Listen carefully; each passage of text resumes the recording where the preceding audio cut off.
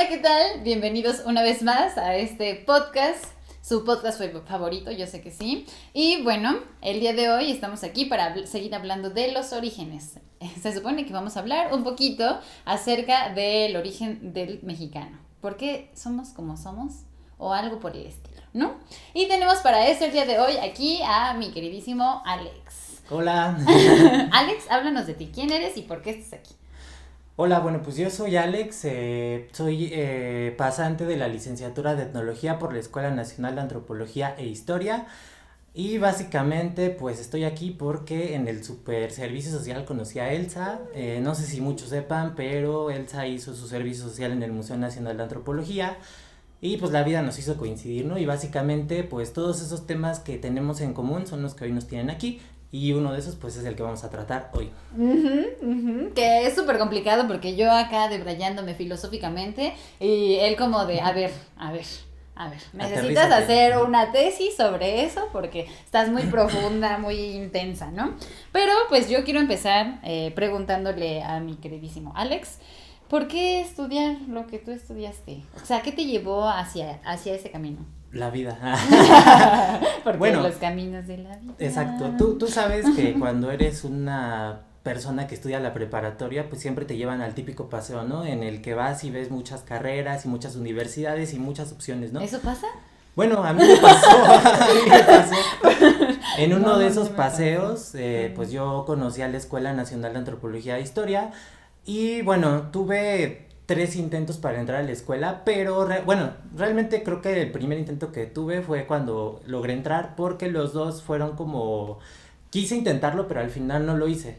Bueno, el chiste fue que en uno de esos, en una de Intentos. esas presentaciones de carreras Ah, y todo eso, conocí la escuela, conocí el enfoque y yo en la preparatoria pues como que siempre había tenido este tipo de acercamiento con la historia, con la economía, con todos estos temas, ¿no? Y de cierta manera pues eran temas como que me llamaban, que me apasionaban, que me hacían querer indagar un poco más en eso, ¿no?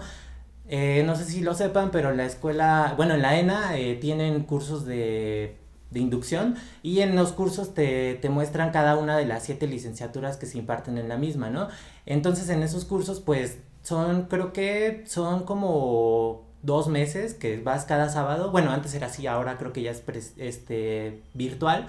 Y en esos cursos te daban como una embarradita de lo que era cada tipo de carrera, ¿no? Y bueno, al principio yo quería estudiar etnohistoria, pero hubo algo en la sesión de etnología que me llamó la atención y era como la diversidad, ¿no? Ver y como tú dices, justo entender pues nuestros orígenes, por qué somos como somos, por qué actuamos como actuamos con los demás, descubrirnos también como en conjunto, ¿no? Entonces todas estas cosas, aunado a que pues, yo ya estaba enamoradísimo de la escuela, fueron las que me hicieron como finalmente decidirme por entrar. Y más allá de decidirme, porque yo ya estaba súper decidido a aferrarme, ¿no? A entrar porque yo ya había estado como ahí picándole piedra y al final cuando me quedé, pues, pum, ¿no? O sea, fue algo muy, muy chido para mí y en general toda la carrera fue algo muy, muy maravilloso para mí. Esa escuela es un lugar muy, muy mágico, ¿no? O sea, literalmente es un lugar muy mágico, entonces, pues sí, cada una de las materias que nos fueron dando durante los 8 semestres, pues tiene como algo, ¿no? Que es como un granito que se va sumando a una gran montaña, ¿no? De arena. sí. ¿Y cuál es la diferencia para nosotros los incultos entre la etnohistoria y la etnografía? Según tengo entendido, la etnohistoria trabaja más directamente con los archivos históricos y la Ah, etnografía, que seguramente te querías referir a la etnología, sí, perdóname. quiere, la etnografía son como los métodos que utilizan para hacer las entrevistas y acercarte a un cierto público, ¿no? Ok. Y durante muchos años se debatió, ¿no? Si era público, si eran objetos de estudio, si eran, Porque además estudian, no, a diferencia de la etnohistoria, no archivos, sino personas, ¿no? personas y personas vivas, entonces Ujú. no son objetos para empezar, o sea, todos muchos años hubo de debate de todos estos temas, hasta que, bueno, con todas las teorías que se han ido actualizando, pues hasta las últimas en las que yo me quedé, pues hablan de interlocutores, ¿no? Porque en realidad Mm, estás intercambiando diálogos con alguien más, con alguien vivo, ¿no? ujú. Entonces, bueno, la etnología básicamente es eso, ¿no? Hay personas que son muy puritanas de la etnología y dicen que tienes que irte a vivir literalmente con las comunidades, y hay otras que defienden pues el trabajo más de archivo, ¿no? Y pues bueno, hay de todo, ¿no? Y creo que eso es como las más grandes diferencias y las más evidentes que tienen estas dos disciplinas. Ok, ok, qué interesante, qué padrísimo. Y bueno, ya para entrar un poquito más en el tema que yo quería tratar contigo, Ujú. es pues, ¿cómo se ha construido el mexicano actual? Bueno, pues eso es un tema muy complejo porque Así, a súper grandes rasgos, como... como venga. Así, lo primero que se te ocurra. Pues hay una palabra que se me ocurre y que creo que pudiera encasillar bien todo lo que ha pasado con nuestra historia, con nuestra gente y con la gente que ha venido externa y que se ha sumado y que ha producido esta especie de mimetismo, ¿no? Este mimetismo nos habla de dos culturas que más allá de chocar y de enfrentarse, porque fue un enfrentamiento, eh, pues tienen un lugar de convergencia en la que las dos pueden vivir no en paz, porque bueno, la historia nos ha dicho que es a partir de diversos procesos y procesos de dominación, hay que decirlo, empieza siendo un proceso de dominación, de mestizaje, de imposiciones, ¿no? Como la religión, y a partir de todas estas grietas que deja la conquista es que puede como mezclarse y por un lado aceptar, bueno, las culturas como originarias aceptar toda esta pues derrota, ¿no? Al principio fue una derrota. Qué Ok, triste. ok. Ujú, sí, porque si no, no hubiera sucedido, no hubiera habido conquistas si no hubieran sido derrotados, ¿no? Y bueno, sea derrota real por militar o incluso como fue en varios casos, ajá, ideológica, que pues flojitos y cooperando, ¿no? Sí, de ahí se han desencadenado muchos procesos. Lo religioso es solamente una parte, ¿no? Lo vemos con Ujú. nuestra gastronomía, lo vemos con nuestras fiestas, con nuestras costumbres, con incluso cómo nos vemos y cómo nos representamos entre las demás personas hoy en día, ¿no? O sea, Mm, porque hay personas que les gusta tener el pelo largo, porque hay personas que no les gusta tener el pelo largo, porque hay personas que se mm. enorgullecen de su tez morena, porque hay personas que por el contrario no les gusta, ¿no? Y Ujú. como que quieren aferrarse a hacer algo que no son, ¿no? Claro, y ahorita me vino como una idea de, como los comerciales de cerveza indio, sí, sí es cerveza indio, o la que es de somos mestizos, ¿no? Y que Así. presentan, o sea, no somos ni claros ni oscuros, sino somos mestizos. No sé, yo no tomo cerveza.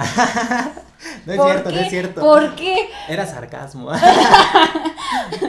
verdad, yo tomé cerveza contigo. Qué Tomamos mucha mentiroso. cerveza. Qué tonta yo. Sí, es verdad. Entonces, como tú crees que realmente no seamos ya ni siquiera, que el mexicano no sea ni esto de la cultura de las raíces prehispánicas originarias, ni tampoco seamos blancos españoles, obviamente, sino que somos realmente mestizos. Somos esas dos cosas y somos muchísimas más cosas. Conforme los tiempos cambian y van avanzando, la historia va avanzando. Por ejemplo, en las fiestas de los pueblos, antes no se Ujú. permitía grabar, ¿no? Ahora, por ejemplo, bueno, hay una fiesta muy importante en un pueblito que se llama Santa Teresa del Nayar, que es como la Judea Cora. Y antes era una festividad que ¿Qué significa solamente... Judea Cora? ¿Mande? ¿Qué significa Judea Cora? Es una festividad que hacen ¿cómo se llama? En Semana Santa. Ah, ok, ok, ok. Pues, una festividad que tiene lugar en Semana Santa. Y bueno, también como en otros ejemplos, en otras festividades, pues se ha visto que, por ejemplo, las personas adaptan personajes de la actualidad a las mismas fiestas. Ahora ya te permiten grabar. Ahora, por Mm, ejemplo, es algo muy evidente, ¿no? Como se ve con los huicholes, ¿no? Los huicholes muchas veces las personas pues los defienden, los atacan, hay gente que busca como encapsularlos en su arte, hay gente que defiende cabalmente ese arte, ¿no? Y que dice, el arte de los huicholes no solamente es arte, son ritos, son procesos, es religión, es algo que tiene algo más y al rebajarlo al simplemente hecho de decir que es un arte, pues como que todo ese contexto se le despega, ¿no? Pero ujú. bueno, también está el otro lado, o sea, yo no lo digo como un huichol ni nada así, pero pues también los huicholes ven ahí ciertos lugares que pueden aprovechar y también, bueno, Ujú. ellos saben aprovechar esas fracturas, ¿no? Que tienen que están ahí presentes en la cultura, ¿no? Y bueno, te digo, creo que más allá de ser como mestizos o españoles o mexicas o lo que tú quieras, o bueno, entiendo esa posición, ¿no? Porque es, o sea, no es como una ofensa, pero nos han enseñado a pensar binariamente, ¿no? O sea, tiene Sí. que ser esto o tiene que Es ser lo el otro. bueno y el malo, ¿no? Cuando hay diferentes formas de ver la vida no es unidireccional, la vida tiene muchos Ujú. caminos y bueno, en ese sentido creo que no, o sea, creo que somos una mezcla no solamente de esas dos partes, sino de todo lo que acontece a nuestro alrededor y en nuestra actualidad, creo yo. Claro, sí, tiene sentido. Y hablando un poco de esto que decías de los huicholes, había escuchado, la verdad es que no tengo idea, no me acuerdo en dónde lo escuché, pero esto de que justamente se les quiere mucho encapsular, como en, es que ustedes deben de mantener la cultura, ¿no? Mantener lo que ustedes son, ¿no? O sea, tal cual, religión, costumbres, y eso incluye cosas técnicas del día a día, ¿no? Sí, Entonces, y al mismo tiempo, en ese sentido, pues se limita lo que es el avance técnico, tecnológico y el, pues, proceso de avance, ¿no? sí. Tecnológico, en realidad. O sea, es como, ¿y por qué las señoras tienen que seguir apareciendo, moliendo en molcajetes si existen las licuadoras y pueden usar, o sea, y ellos usan licuadoras, lavadoras y, o sea, como este avance, que también dicen, no, es que es una perturbación un poco como a la tradición.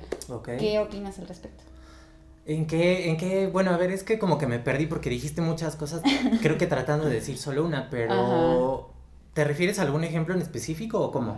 Sí, como este encapsulamiento de la cultura o de lo que son sus costumbres Ajá. al punto de no permitir que evolucione. Bueno, es que esa palabra, esa O bueno, palabra es que técnica y tecnológicamente que se tenga... adapte. Ajá, exactamente. ¿Cuál es la pregunta otra vez? A ver, concéntrate, concéntrate. Sí, ¿qué opinas? Que si Ujú. sí existe eso, o si no existe, o si está bien, o qué son lo que debería, no, es que es muy ambiguo saber cómo qué debería o qué no debería de suceder, sino qué sería lo más oportuno de opinar al respecto. Pues es que no estamos opinando de objetos, o sea, al final de cuentas no me deberías de preguntar a mí, deberías de preguntar a las personas que son Sí. las que por alguna u otra razón, o sea, no siempre tiene que ver un proceso histórico o cultural para que una señora cambie de hacer una salsa en un molcajete a una licuadora, no, hay muchísimas cosas que repercuten para que tome esa decisión y al final, como te digo, regresamos a lo que te decía hace un momento, no es bueno ni malo, Ujú. entonces, al final de cuentas es que sí, tienes razón, es muy ambiguo y es muy arriesgado tratar de contestar una Sí, sola cosa que sea certera para todos los casos, ¿no? claro. Entonces, pues yo opino que mientras las personas lo acepten o sea, es que no tendría que haber como alguien que sea un juez y que diga, no, sí, eso está bien, no, eso está mal. Entonces, Mm. mientras esas personas lo acepten y estén bien con eso y no tenga que justificarse ante nada ni ante nadie, pues yo digo que está bien. Sí, pero también porque antes era mucho como si quieres avanzar económicamente y como socialmente y provienes de ciertas comunidades, tienes que desprenderte de eso que representa y entonces transformarte en un citadino moderno, ¿no? Y también como ahorita está sucediendo mucho, por ejemplo, no sé si tú recuerdas el chico, me voy a equivocar de qué lugar viene, pero es una cultura de Chiapas Ajá, que hace bordados con telar de cintura ajá. y que ya ha ido así por el mundo llevando algunos de sus bordados y de sus diseños, que estuvo en el museo en algún momento, que entonces es como, wow, lo está logrando y viene de ahí, ¿no? Y que realmente no tendríamos que súper sorprendernos porque solamente está buscando una oportunidad económica de avance y de mejoría, ¿no? En donde está ocupando pues sus conocimientos y obviamente como parte de Historia, sí, su de su legado, historia, su legado, para avanzar en ese para sentido. abrir ese camino, sí. Ajá, que es también como el arte huichol, ¿no? Que está en museos así súper carísimos, intensos, en donde es como, pues ya con la Shakira han presentado piezas hermosas, que pues es como, pues sí, pero también no es nada más porque son ellos, o sea, ellos están trabajando para ganarse la vida y sobresalir igual que todos los demás, ¿no? Sí, exacto. Pero no sé si es que te perdiste en la pregunta y yo también me perdí porque como empezaste a ejemplificar con el chico y Sí, todo sí, eso, sí, entonces... sí. Que No, no te haciendo preocupes. cortocircuito. Sí, solo... A ver, ahorita la pregunta. Sí. Espera, déjame la formulo para que sí sea corta, Claro. porque si no voy a seguir debrayándome. Divagando. Sí, que ahora mi mente está en blanco. Tendremos que pasar hacia otra pregunta diferente. Sí, no te preocupes. Porque me puse a ver hacia allá y solo vi la manchita que está en la esquina de la puerta que no tiene nada que ver, entonces no. Muy bien. Ok. ¿Qué significa ser malinchista? Según tengo entendido, Sí, ser ¿tú qué malinchista pues es como querer aspirar a hacer algo que no es tu cultura, ¿no? De hecho, malinchista viene, pues ya sabemos, espero que la mayoría lo sepa, pues viene como de la Malinche, ¿no? De, ustedes saben la historia que la Malinche pues no nos traicionó porque, bueno, hay muchas versiones que dicen y hay muchas personas que defienden esa historia, ¿no? Que ella nos traicionó, pero en realidad pues había una disputa porque pues el imperio mexica era un imperio que no era del todo bueno, o sea, la historia se ha encargado de pintárnoslo como el mayor exponente, ¿no? De lo que fuimos y como la cúspide de lo que alguna vez fuimos y incluso en el museo tú has visto la La infraestructura y es la sala pues más grande, con o más sea, piezas. con más piezas, o sea, la arquitectura misma de esa sala te dice que, o sea, está en el centro del museo y en el centro... Con los techos más altos como para sentir más aire y libertad y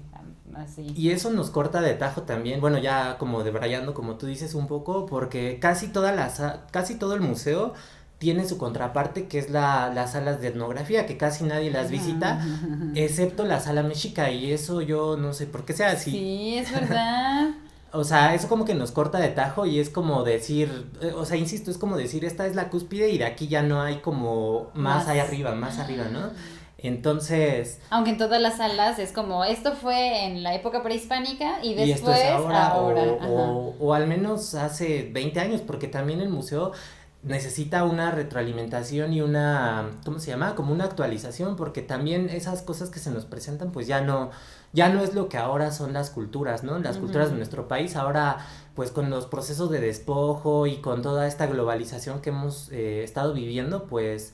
Insisto, todo nos remite a esa palabra, al mimetismo, o sea, son culturas que han tenido que adaptarse, que han tenido que mezclarse con todo eso y bueno, al final de cuentas, en algún punto sí fuimos eso, pero ahora no somos totalmente eso, ¿no? Entonces, es muy ambiguo este tema. Sí, pero entonces decíamos que se ha presentado a los mexicas como los mayores Como la exponentes, cúspide. ajá, y que entonces en el momento de la batalla, o sea, que la realidad o alguna realidad que no nos consta porque no estuvimos ahí, es que los mexicas pues eran también un pueblo que luchó, un pueblo sanguinario, un pueblo que tenía sometido a muchos más pueblos, ¿no? Que realmente había mucha gente, que ellos comerciaban esclavos también y que había mucha gente que pues estaba tratando de encontrar la oportunidad para deshacerse de ellos, ¿no? Pues totalmente es lo que tú dices, ¿no? Eran sus opresores y, por ejemplo, no se me ocurre, bueno, quizás sí se me ocurra quiénes puedan ser nuestros opresores en estos tiempos, pero no quiero sonar muy conspiranoico. Y ellos Dilo. No. Bueno, es el capitalismo. Todo nos lleva siempre al que el capitalismo tiene la culpa. Entonces ellos, como nosotros, supongo, tenían ese ideal, ¿no? De poder desprenderse, de poder derrocar ese imperio. Y en ese sentido, pues, esta Malinche, pues, no es muy culpable de lo que hizo. Más bien la historia se ha encargado de ponerla, ¿no? Como antagonista de esta historia, ¿no? Y eso es algo que el pueblo de México no le perdona hasta nuestros días, ¿no? O sea, con esa palabra, ¿no? Bueno. ¿Pausamos? Ok. Una deuda con la sociedad más tarde. Muy bien, ahora que ya pudimos ir a tirar nuestra basura, felices y contentos porque ya somos personas más limpias o más sucias porque tiramos más basura, no lo sé. Continuemos con que estábamos diciendo que los mexicas eran opresores. Bueno, en ese sentido, no tiene nada de extraño y es hasta un poco justificable, ¿no? Esa actitud que tuvo la Malinche, entonces... Bueno, que creemos que tuvo también. Bueno, sí que creemos que tuvo, porque, insisto, últimamente, pues ahorita en estos minutos que hemos estado conversando, pues he estado utilizando mucho la palabra historia y es que todo nos remite a eso, ¿no? O sea, la historia, como dicen, ¿no? ¿Quién es el que escribe la historia, ¿no? ¿Desde qué punto se ve la historia? En ese sentido, insisto, es como lo que les comentaba hace un momento, ¿no? ¿Por qué los mexicas son como la cúspide de lo que alguna vez fuimos? ¿Por qué se nos dice que la Malinche es mala? ¿Por qué todavía seguimos utilizando esta palabra en el sentido despectivo en el que la utilizamos, ¿no? Bueno, entonces, no justifico su acción si es que la tuvo, pero ella era parte de esos pueblos que los mexicas tenían oprimidos y en ese sentido no fue como que traicionara a todos los mexicanos, simplemente hizo lo que cualquier hubiera hecho, ¿no? Defender a su pueblo y tratar de quitarse la lanza del cuello de esa dominación en la que los tenían pues sometidos los mexicas, ¿no? Entonces yo no digo que sea justificable, pero... puede ser un poco más entendible, ¿no? Porque haya tomado este tipo de decisiones y también, insisto, ¿no? Es más entendible porque si te pones a pensar quién escribió justo la historia, pues dices, oye, ¿por qué? Y te empiezas a cuestionar y a preguntar muchísimas cosas y nunca vas a terminar, pero eso está bien, ¿no? O sea, al final de cuentas, cuestionen todo. En pocas palabras. Cuestionenlo todo. Sí. Y bueno, regresando un poco a la pregunta, que es entonces el malinchismo. O sea, que ya sabemos que está a lo mejor inspirado y mal empleado quizás en el término despectivo, pero nosotros nos referimos a algo en específico. Okay. ¿Y qué es eso de algo? El malinchismo pues, básicamente es esto, ¿no? Como negar tus raíces, negar lo que tú eres para querer abrazar otro tipo de cosas que pudiera es que es un término controvertido, ¿no? Porque por donde quiera que lo veas es como negar lo que tú eres y al negar lo que tú eres te estás negando a ti mismo queriendo abrazar algo que no eres y que a lo mejor nunca vas a poder llegar a ser, ¿no? Entonces, básicamente como tú dices y rápido, eso para mí es el malinchismo. Sí, y que finalmente pues nos daña porque... ¿Tú crees que sí el pueblo mexicano sea un tanto en este sentido? ¿Que sí seamos así? Sí, todos en algún punto somos como malinchistas. generalidad, sí. Y es que también siento que pudiéramos llegar a sobreutilizar este término e incluso a utilizarlo pues más de lo que debiéramos, ¿no? O sea, porque a lo mejor puedes decir, oye, me gusta la Coca-Cola y entonces yo te digo, oye, eres malinchista, pero pues, si no tienes otra cosa que tomar aparte del agua o bueno, las opciones te limitan, ¿no? A que tú elijas cierto tipo de cosas y de productos, o sea, pero... claramente pues hay ejemplos muy específicos en los que sí puedes decir, oye, esa persona es malinchista o tal amigo es malinchista y bueno. Pero yo justamente yo me preguntaba en general porque sí, siento que antes un poco más, no sé si por el entorno por el que me rodeo ahora y por las experiencias que he tenido, pero muchos somos de, es que está hecho en México, no, pero está hecho en Alemania, entonces sí, es de calidad, está bueno, que no sé qué, no por demeritar la calidad alemana, sino porque, o sea, no quiere decir que por ser mexicano no sea bueno, ¿no? O como esto que también ya es más de discriminación y de racismo, que creo yo de malinchismo, pero es como de ay hija, andas con un moreno, pues el chiste es mejorar la raza, ¿no? Totalmente.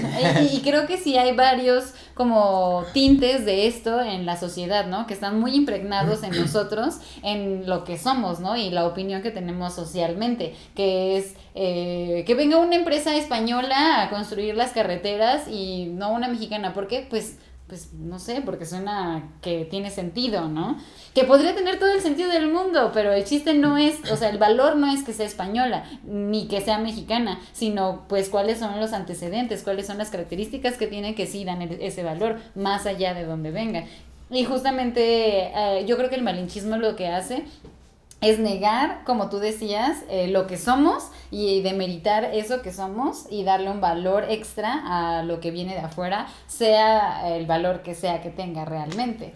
Quizá no sea así directo, o sea, como tú, bueno, o sea, tiene algo de eso, pero no es así directo que digas, oye, yo no quiero ser mexicano, pero en algún punto tus acciones como que sí, como que toman esos tintes, ¿no? Y justamente yo hace no mucho, pues, hacía una reflexión que, pues, quisiera compartirles, ¿no? Porque, por ejemplo, no sé si han visto estos casos en que en restaurantes de comida en Estados Unidos, pues hay personas que hablan en español y hay otras personas que los agreden, ¿no? Ujú. Esto pues fue muy sonado y muy visto totalmente, y más cuando cuando Trump estaba al mando, ¿no? Entonces yo era como que decía, oigan, pues ¿por qué hacen eso, no? En realidad la tierra es como el territorio de todos. Pero lo que es interesante es que, por ejemplo, a mí me molesta en lo personal algunas palabras que utilizan las personas y las empresas últimamente, ¿no? Como community manager o cosas así, ¿no? Siento que también de mi parte como que sería hacer algo que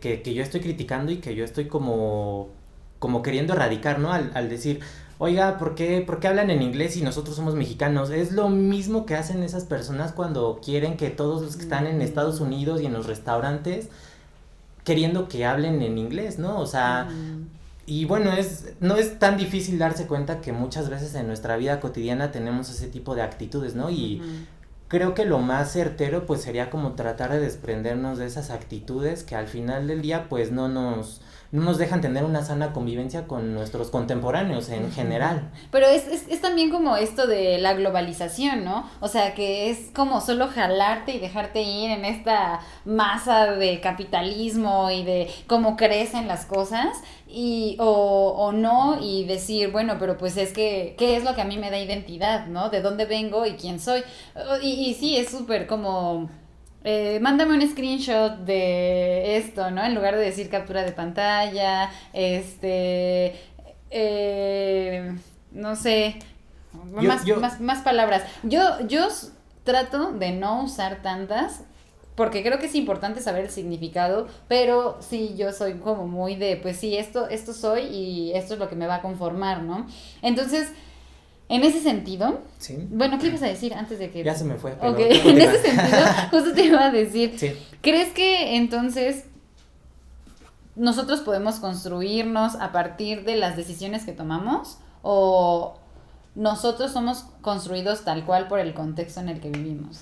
Pues es que no, o sea, insisto, no tendría que ser una u otra, ¿por qué no pueden ser las dos al mismo tiempo? O sea, claro que eres parte de todo lo que te conforma, de todo lo que ves, de todo lo que escuchas, de todo lo que sientes, de todo lo que oyes, y claro que también pues hay influencias externas, ¿no? Y también debes de defender, bueno, si ya tú así lo crees correcto, defender lo que eres en algún punto, pero siento que también en algún punto, insisto, como que se desdibuja esa línea, ¿no? En la que tú mismo eriges las barreras que, pues tus propias murallas, ¿no? En las que dices, yo soy esto y no puedo permitirme ser esa otra cosa, ¿no? Ah, claro.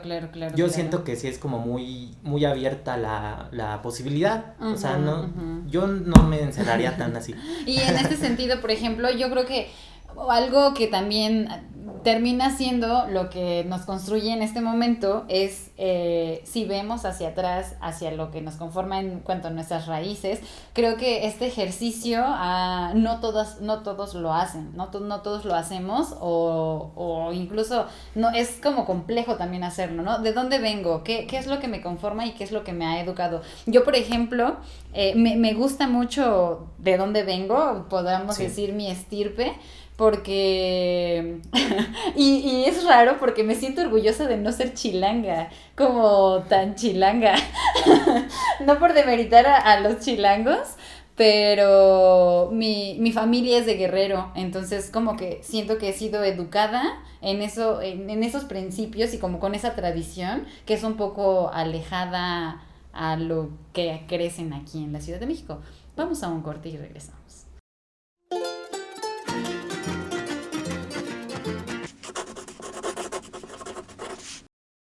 ¿A que no sabían que actualmente hay 69 idiomas que se hablan en nuestro país? Una de estas es el español, así que tenemos 68 grupos indígenas que están en nuestro país actualmente. Esto da un total de 7.364.645 personas mayores de 3 años que hablan alguna lengua indígena. Esto significa que 6 de cada 100 personas en nuestro país hablan un idioma diferente a nosotros que solo hablamos español. El Día Internacional de los Grupos Indígenas es el 9 de agosto y, como chismecito, al menos hasta donde yo sé, no hay señalamientos públicos en nuestro país que hablen en alguno de estos idiomas, solamente en español y, bueno, en algunos centros turísticos en inglés. ¿Cómo ven?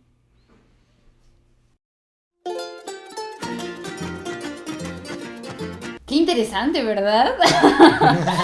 Bueno, continúo con lo que les estaba diciendo, que era que sí, que estoy orgullosa de alguna manera de eso que me conforma, ¿no? Que finalmente yo siento, o sea, que también ya esto es como súper chairo y como muy intenso. ¿Subjetivo?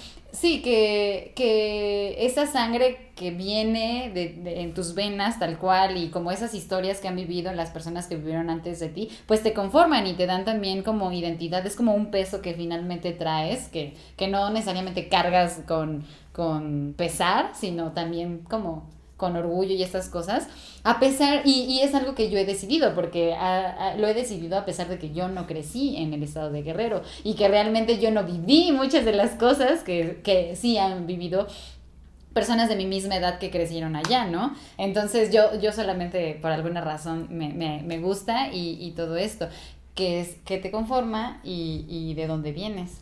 Bueno, ahora que lo mencionas, como creo que bueno, o sea, es arriesgado, pero lo voy a decir, creo que tú partes del punto en el que te gusta tanto lo que es tu identidad de guerrero.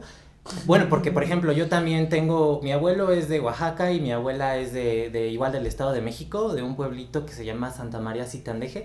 De hecho, ella es Mazahua y bueno, por ejemplo, uno ve mucho estos contrastes, ¿no? Cuando sale y visita a la familia, lo que yo te iba a decir era eso, que tú lo ves opuesto a lo que hay aquí. O sea, yo siento que en la Ciudad de México, pues evidentemente es una metrópoli gigantesca, ¿no? Y bueno, como metrópoli, actúan como metrópoli y se dirigen hacia la vida como metrópoli. Entonces eso quiere decir que muchas veces como que cortan de tajo o quieren cortar de tajo con esas tradiciones, con todos esos estilos de vida. Y era creo que algo que tú me ibas a plantear en algún punto, ¿no? Que ¿qué tiene de diferente todo esto? Por ejemplo, cuando tú vas a ver a tu abuelita, no sé, en algún lugar de la República, pues no sé, a todos les ha tocado, ¿no? Que les dan pues tortillas hechas a mano, que son esas muy gruesas y muy ricas y aquí pues todo es como muy industrializado, muy mecanizado, Sí, o sea, están...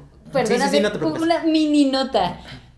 He estado ahorita que me mudé y todas esas cosas comiendo tortillas como comunes, supongo. No puedo, o sea, no me gusta, no como tortilla. Y mi mamá ahorita que vino me trajo tortillas de la casa, que son tortillas de maíz, que son gruesas, que son así de allá. Y, o sea, he bajado hasta de peso porque no como tortilla, porque no me gustan. Entonces sí, tiene muchas cosas de ventaja ese tipo de lugares, sí. Y de sentido, ¿no? O sea, ¿cómo sientes tú la calidez cuando vas a otro tipo de lugares? O sea, se siente totalmente el cuerpo comunitario, ¿no? A diferencia de aquí que es muy individualista el estilo de vida de las personas. En algún punto yo he sido así, o sea...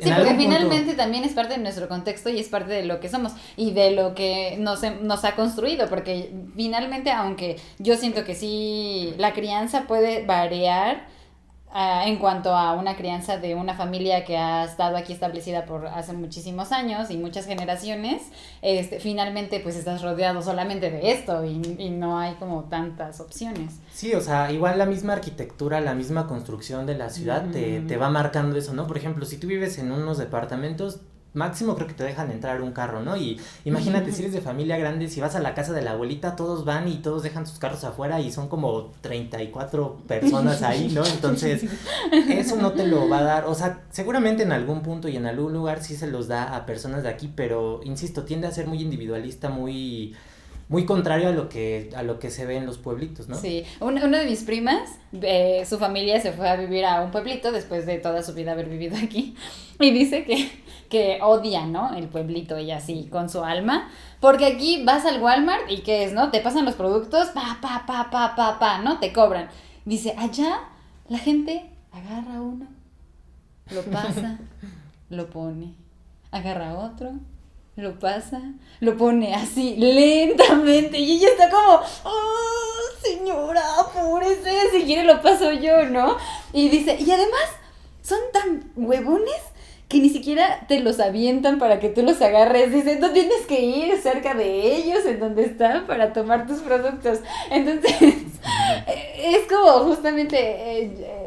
a mí me da mucha risa, pero es el contraste de la vida que va muy a prisa, que estamos aquí acostumbrados a todo rápido, todo ya, está listo en este momento. O sea, te metes al metro y de repente te das cuenta que estás corriendo sin saber por qué si tú no tienes prisa, ¿no?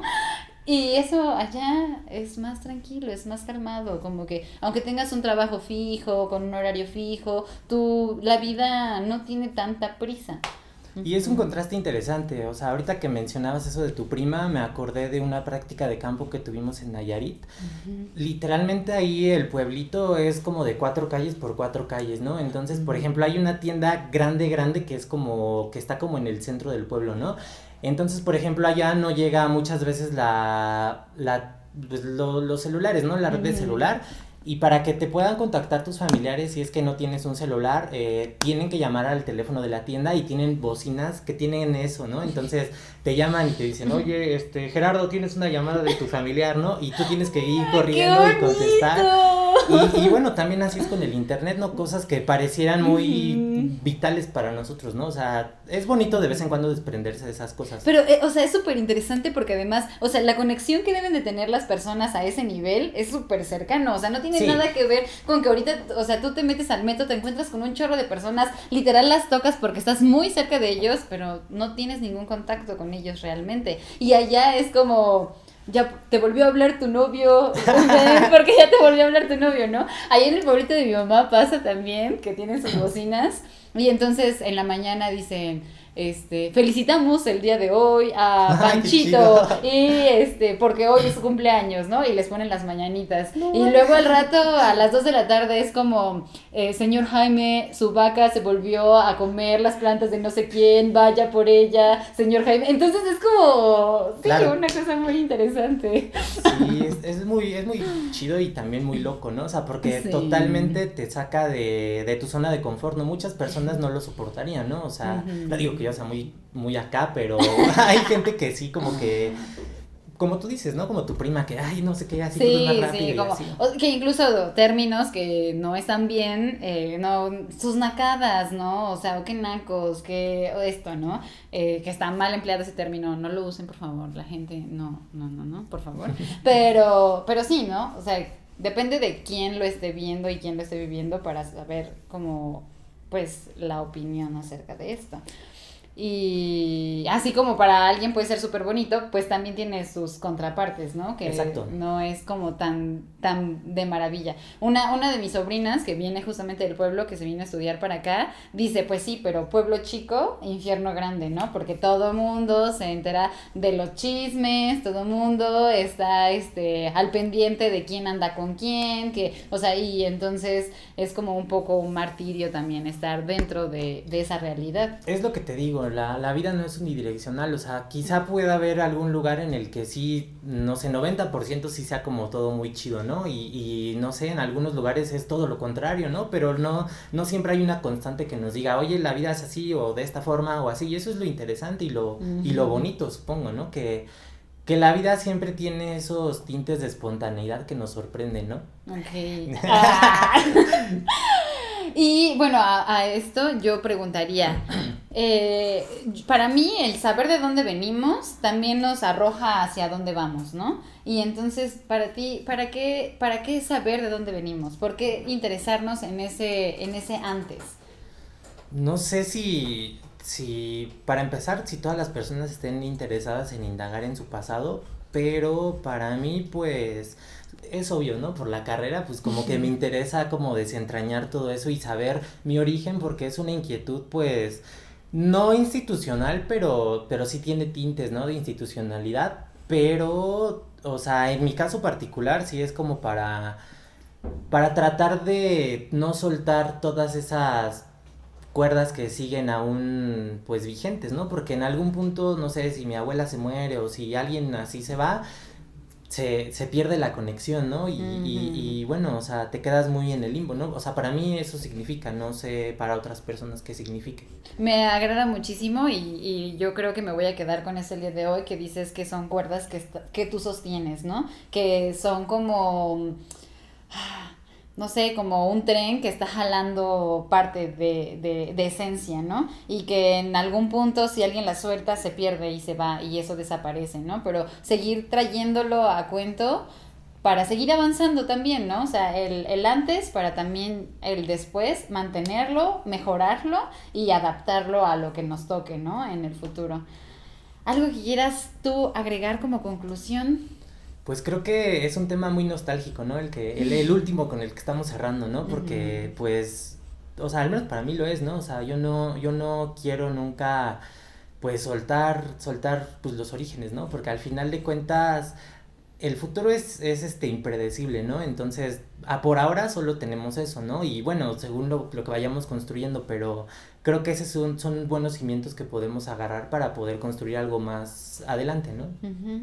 Y bueno, como conclusión en general del tema, pues el malinchismo es malo, ¿no? Como lo dijo esta Elsa hace un momento, pero también es malo solamente señalar sin señalarnos a nosotros mismos, ¿no? O sea, es como lo que les comentaba hace un momento, ¿no? Yo, con esas palabras, ¿no? Como que se usan de screenshot y todo eso, o sea, ahora ya no veo como tan malo utilizarlas. Y hasta cierto punto pues las utilizo como con ciertas modificaciones que la gente misma ha hecho, ¿no? Como... Mexicanizarlo. Exacto. Y eso es lo divertido, ¿no? Porque Como al chévere final, y como... al final sientes que no te entregas por completo, ¿no? Entonces, y bueno, ya, olvídenlo, porque era meternos en lo de la RAE y de lo de la pronunciación correcta de las palabras, pero bueno. Eso es todo un tema eso también. es para otro capítulo, supongo. Sí, va a haber, definitivamente va a haber. Y no sé si quieres que te sigan en tus redes sociales. Pues en Instagram me pueden seguir como Alex-xkid, o sea, con X. Y ya, Facebook no tengo. Porque también... Porque, pues no, voy Porque a abrir Chairo. una red social mexicana o algo así. ¿Ven? Porque O me Chairo. pueden encontrar en mi casa si quieren. Pues bueno, esperemos que tengamos pronto otra vez a Alex por aquí. Un gusto, muchas Gracias a ti. porque hayas venido. Y les agradezco mucho por habernos acompañado una vez más. Igualmente, síganos en nuestras redes sociales, vean el contenido de la plataforma, el otro contenido de la plataforma, vean los otros capítulos que tenemos de este podcast si no los han visto. Síganme en mis redes sociales y pues espero que tengan una excelente vida. Adiós. Adiós.